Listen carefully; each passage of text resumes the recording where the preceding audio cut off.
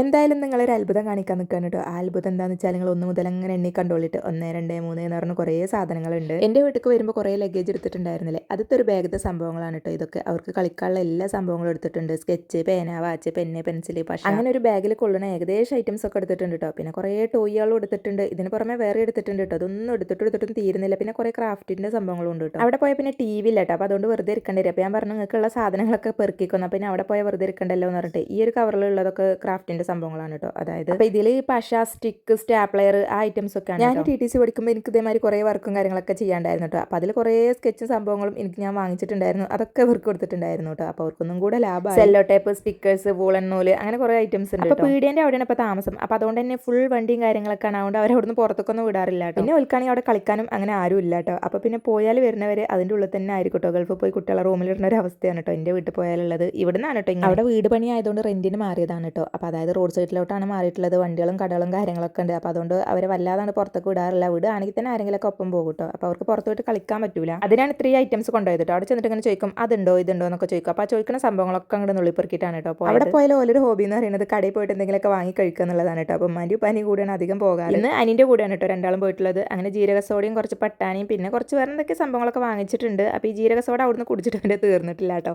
അപ്പോൾ അതുകൊണ്ട് ഇങ്ങോട്ട് വന്നതാണ്. പിന്നെ കുടിയൊക്കെ കഴിഞ്ഞിട്ട് നമ്മൾ കുപ്പി അങ്ങോട്ട് കൊണ്ട് കൊടുക്കാറാണ്. ഇവിടെ താമസമാക്കിയതുകൊണ്ടുള്ള ഒരു ഗുണം എന്താണെന്ന് വെച്ചാൽ കടയിൽ പോകാൻ എളുപ്പമാണ് കേട്ടോ. അവർക്ക് എന്ത് വേണമെന്ന് പറഞ്ഞാലും മറ്റത് കുറേ നടക്കാനുണ്ടായിരുന്നു.